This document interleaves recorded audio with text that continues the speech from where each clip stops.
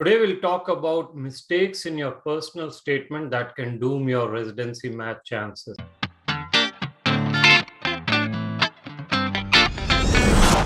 Welcome back. If you're not yet subscriber to us on YouTube, consider subscribing to YouTube. We are actually now also on podcast, and I'll have a link below for those of you who want latest information about USMLE and the residency match.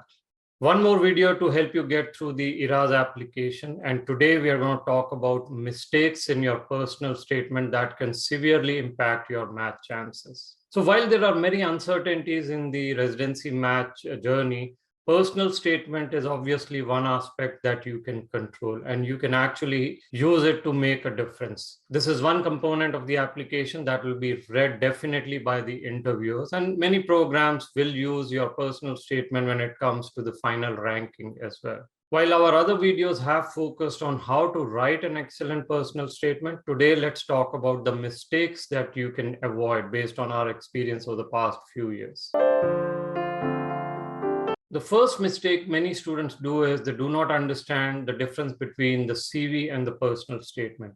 While CV is to reflect your achievement, the personal statement actually shows your personal story. It tells the story of your struggles, the journey you have taken, all very, very personal, and what makes you ready for residency. Now, if you don't know the difference, there are certain errors that can creep up. So one of the most obvious errors is that many students will, in the personal statement, have a chronology. They will just say, this is where I went to high school, then medical school, then some USC, and now I'm here. So they are just listing what they did in your CV in the personal statement. So this factual description of your CV needs to be avoided in the personal statement. The second one, and of course, we have seen a lot of comments on Facebook and other channels, is about the length of the personal statement. Either it's too short or too long for many students. Ideally, your personal statement should be between 650 to 750 words, give or take a few. 500 is going to be too less, and 1000 is definitely a lot. Even if you have home country residency, you have PhD, you have master's, does not matter. Stay within this word limit of 650 to 750 max. The third one is what we spoke about in the IRAS CV mistakes also, the grammatical mistakes, the typos. These have to be avoided at all costs. If you need, have someone proofread your personal statement. Use tools like Grammarly, but pay particular attention. This is very irritating to the programs, the lack of attention to detail. So grammatical errors have to be avoided at all costs. The fourth mistake which ruins a personal statement is students think that they have to force fit a structure. They have to put everything from their personal and professional life in the personal statement. So they want to talk about their family, their kids, their personal experiences, professional experiences, hobbies, volunteering activities, everything within this 650 word limit. That doesn't need to be there. You have to pick the experiences that link the theme of the personal statement. Not everything can go in, and not everything will be needed in the personal statement. For example, if you're a recent graduate, then it's okay to talk about your med school experience. However, if you're an older graduate, then the most important thing for you is to communicate how you are clinically current, and maybe you had some gaps. So talk about what you did in those gaps and how you are a better physician now. If you are a home country residency applicant and maybe you're out of your med school, say 7-8 years ago, and then you did your residency, no one wants to know why you became a doctor. You're already a doctor, you did your residency, med school, etc. So figure out what needs to go in the personal statement from a structure perspective. Not everything can be in that preset structure, the high school and why you were a doctor and now where you are. So pick your experiences based on your profile. That brings me to the next fifth mistake, which is around the theme of the personal statement or even the beginning. So many people have these common errors that we have seen in the personal statement. First is to use a quotation from a very famous, either a physician, philanthropist, or someone, and then they will forget all about that quotation. What I mean by that is that quotation is supposed to be the link of your personal statement. That should be the core, the theme of the personal statement. But once they use a quotation, they never get back to the intent of that quotation in the personal statement. The related thing is if you start off with a theme. So let's say you are saying that I grew up in a medically underserved community, and that's what prompted me to become a physician. That's all great. But then the rest of the personal statement should flow around your ability, your interest, and your profile that you have geared up, and that you have been serving the underserved community, because that's what prompted you.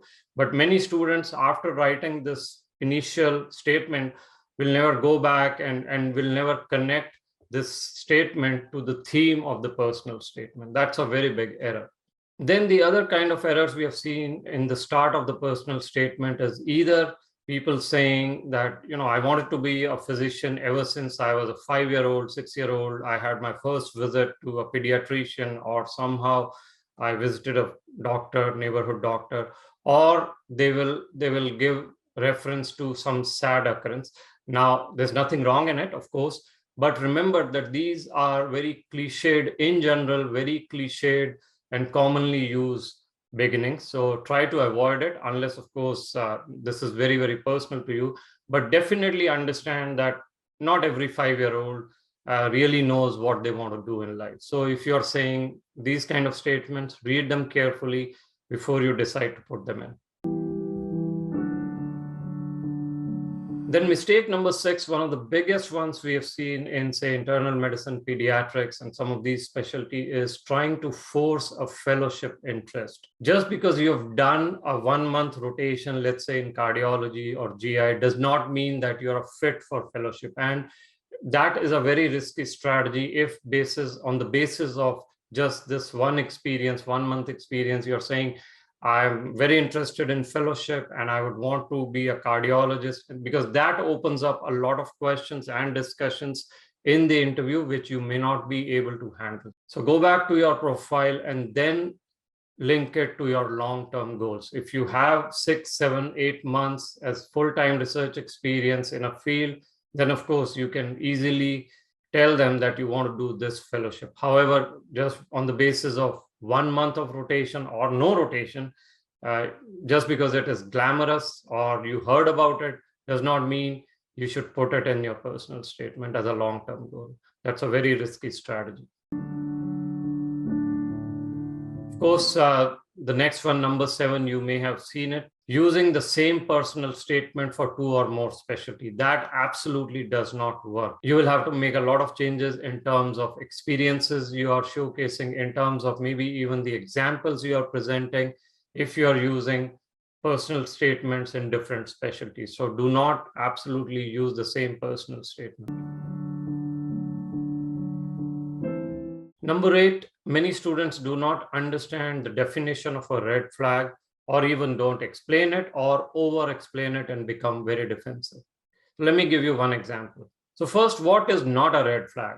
So 230 score in step 1 is possibly not a red flag. You don't have to explain it.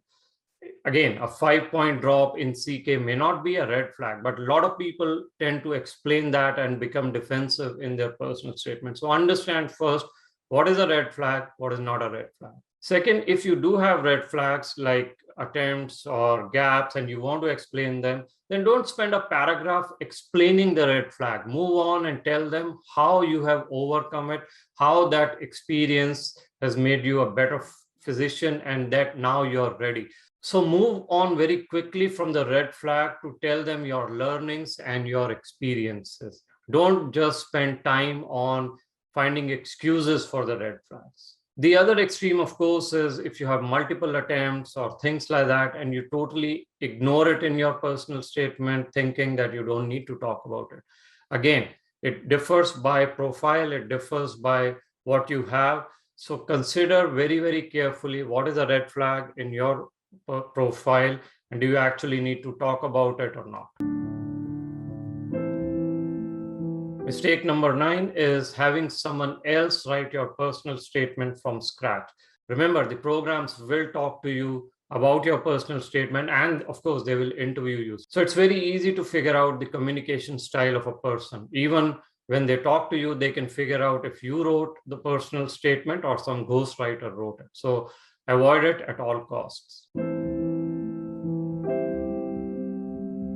Last, do not plagiarize. This is a big thing. If you are plagiarizing, you're obviously not using something that could be a big plus for you in the interview season. This is you who is talking through the personal statement, not someone else. That's one.